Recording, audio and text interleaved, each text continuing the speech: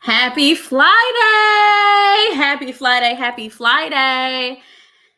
Happy Friday, y'all. I hope you can hear me loud and clear. Let me just check really quickly. Can you hear me? Can you see me? If you are tuning in live, go ahead and send me a wave. Let me know that you are here. If you are catching the replay, go ahead and put hashtag replay because the conversation continues even after the live ends. But you already knew that, right? You already knew that. So I said, it is Friday and we need to talk, okay? Because if anybody doesn't know, if you're new to me, let me just explain really quickly. What is Friday? Friday is a time that we come together and we celebrate our wins for the week. But it's even more special because it's the end of the month. It's the last Friday in May. And so celebrate the wins for this month, celebrate any, and then also recognize the lessons that you may have learned throughout the course of this week or over the month. Okay. And so that is what Friday is all about. And then we recognize, we make the proper readjustments, and we get ready for the next week, which the next week is the beginning of June, y'all. So it is the perfect time and opportunity. And so let's dive into it. Let's get into it because I have something on my heart that I said we have to talk about this. Okay. Let me make sure we are tuned in. Okay. If you are here, can you hear me? Can you see me? Let me know you are tuning in and you are watching. Okay. So, what are we talking about today? I'm just going to get right into the lesson because I promise you I don't want to be on here this long. But let's talk about competition because this has been the topic for this week, and I said we're gonna share. So if anybody knows me for real and we've had conversations, we've networked before, we've talked about collaboration, then you know the three things that I'm all about: community, connection, and collaboration. Okay, none of those C's say anything about competition. And the reason is because there's no such thing as competition. Like, as long as we are doing what God has told us to do, as long as we are walking that path out, it doesn't matter who else is doing something similar.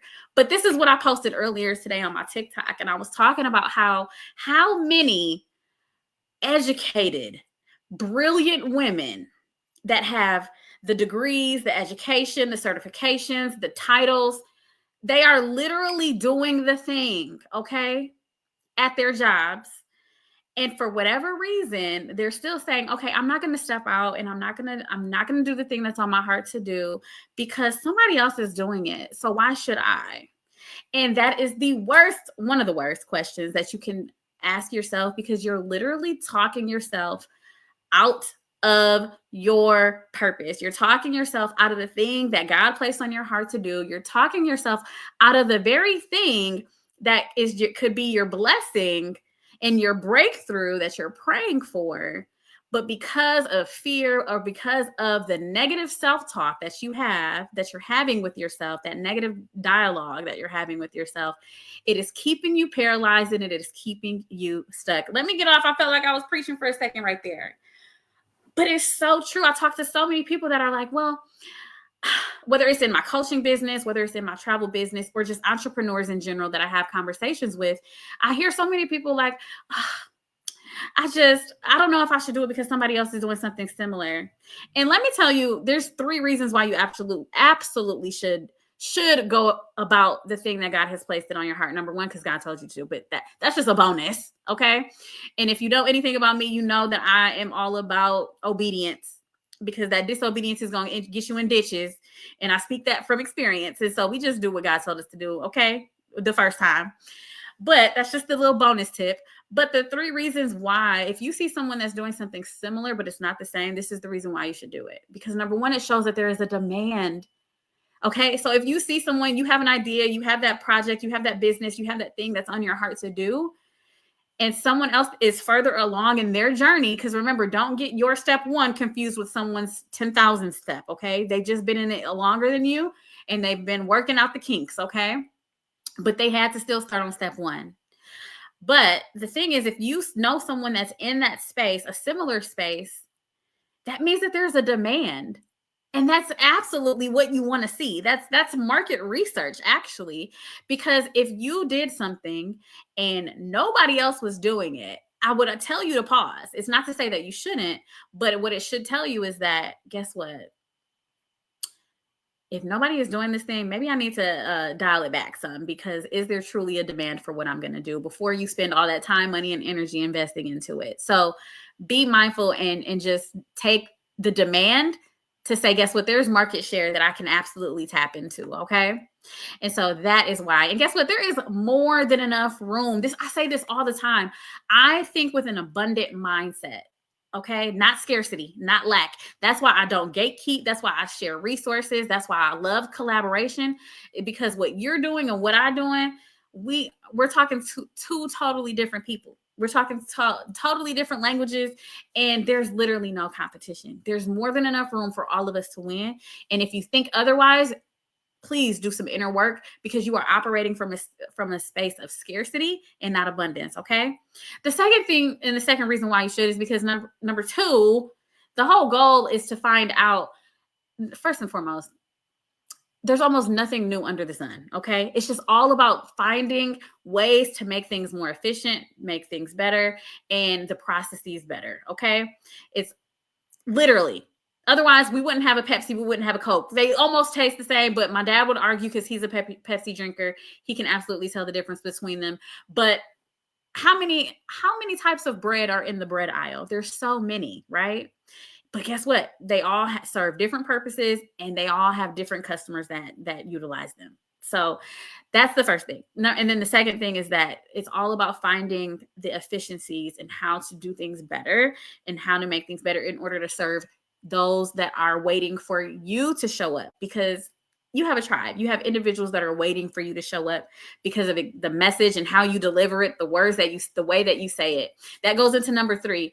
You are unique. It doesn't matter if someone is doing something similar. Nobody is going to do it like you. Yes, there are other coaches in the space that I'm in, but guess what? There's only one Lynesha. There's only one Lynesha Marie that's saying, guess what? Where purpose and travel collided, it's time to fly. It's only one Lynesha. I'm only going to be I talk the way that I talk. Other people talk the way that they talk, and we attract totally different people. So you are unique. So don't allow supposed air quote competition to silence you or to keep you from moving forward, because people are going to be drawn specifically to you. And I also say this even in, like, when I go out and for evangelism, and I tell people, guess what? I could say something one way, someone else could come up and say the exact same thing, but say it differently, and someone receive it from that person. It's because we are very unique in how we deliver messages, and our people are drawn to us. So go find your people. Go find your people. That's what I encourage you to do. And so that was on my heart for Fly Day, is because I literally have been in conversations with individuals this week, and they were talking about how people have been discouraged. They don't want to start because they see other people doing stuff. And it's like, but they're not you though. They're not going to give the service like you do. They're not you though. So you be you, and you be great, and you do exactly what it is that God tells you to do. And it will be a success. And this is why I always talk about purpose aligned income, is because if he's called you to it, then you do it. You literally cannot fail. You cannot fail. Okay. So I'm not going to preach to y'all, but I'm like, that was on my heart today for Fly Day, because I just see so many women in general that, number one, sit on their talents, their skills, abilities, their expertise that could literally change their life for the better. It could literally change their financial situation. It could change their family's life. And not only that, but positively impact. Hey, thanks for tuning in.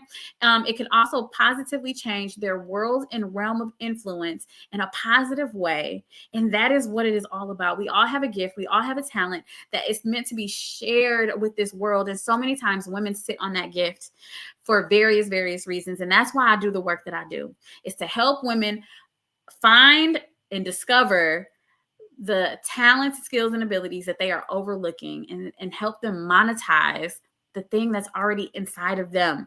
There is so much wealth sitting on the inside of you that individuals just overlook or don't tap into, and it could literally change your life. I always say fulfillment is found in purpose.